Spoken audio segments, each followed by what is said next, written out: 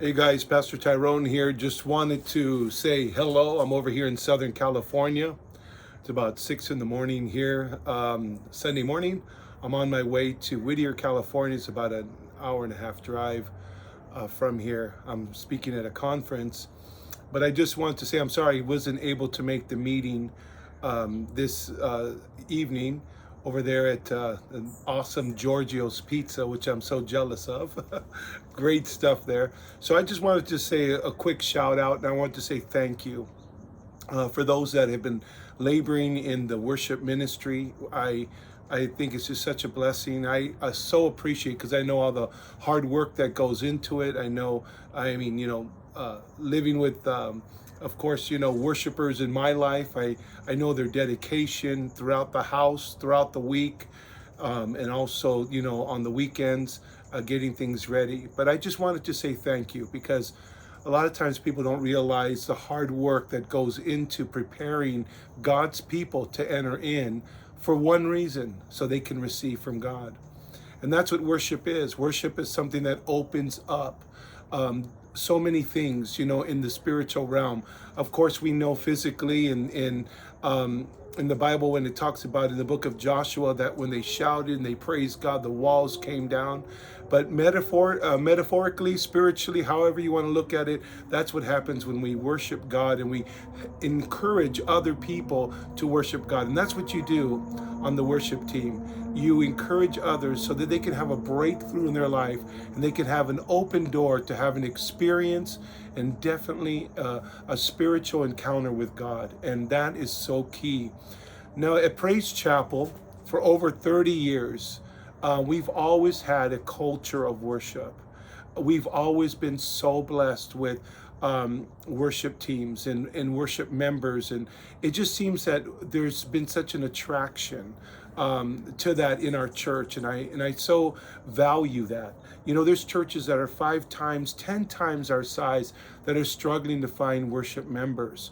I don't know why, but just a couple of weeks ago, I was so proud to announce that how Joshua was able to help at Delta Baptist on a Sunday morning.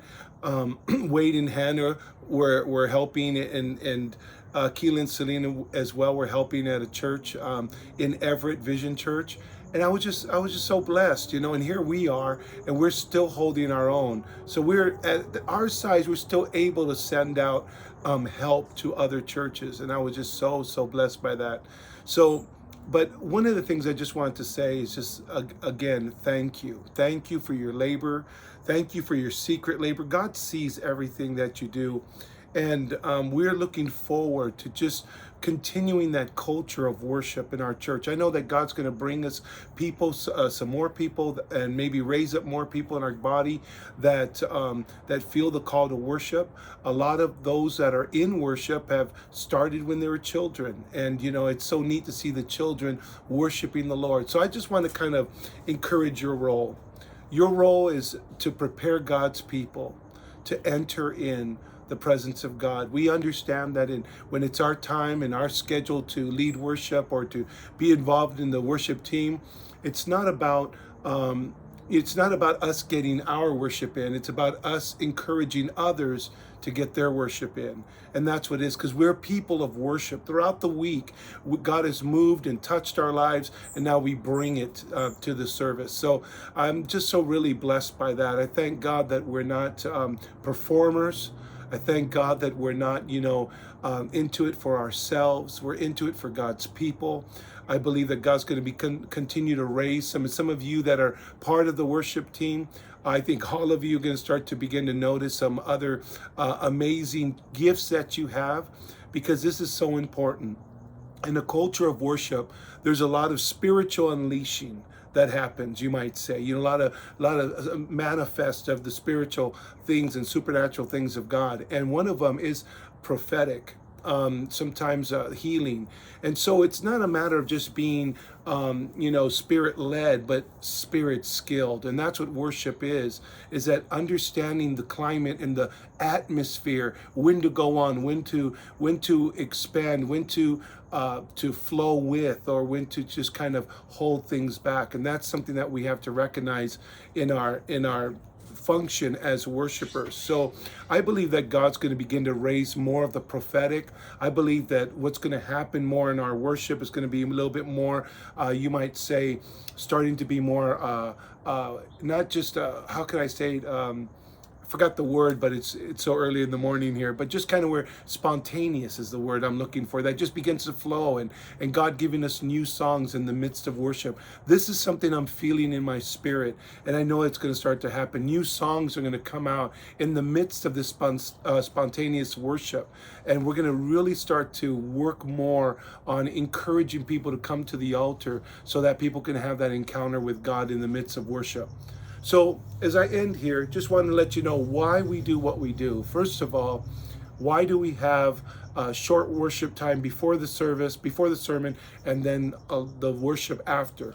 Reason we do that, just so that everybody's on the same page, is that first of all, we want to encourage the children. We want to give them an experience of worship. If you think about this, and I've said this over and over, that, you know, children don't get to see live bands, live music, live worship. They don't really get to see that. I mean, you know, they might see it on TV here and there, but sometimes that's not even live, you know. So to see live instruments and people singing in harmony and making a beautiful sound, that's an amazing attraction to young kids to want to step into that in their lives. It was for our kids. And also we want to understand as well that in that same realm of celebration is that we're calling the people to come in. And so we're not trying to establish you might say, the presence of God or anything in that manner. It's more of a celebration and an exposure to the children, the things of God, you know, during worship. So after the sermon, we go into worship. At the end of the sermon, the reason we do that, and just so that everybody knows why we have this kind of method, is because all the kids are, you know, away from their parents, no distractions, and the sermon has been spoken into their spirit. In other words, the seed has been deposited, and now they can begin to enter into worship. And worship unhindered and not in any way where they're distracted is so important. A lot of times in many churches that I preach at, they have praise and worship before the sermon, and halfway through the worship is when everybody starts coming in. And I can imagine all that work the worship team worked for to bring them in. Half the people are not even there because they're coming in. But this way, everybody's there. And we want to give everybody the opportunity to experiment a little bit with their spirituality, you know, just coming forward to the altar and just not having any distractions. And I think that is very key. We're hoping to do a little bit more during our worship at the end, so we can have more of a worship time, because we want to unleash the spiritual gifts in the house, and worship is key to that. So I want to say thank you.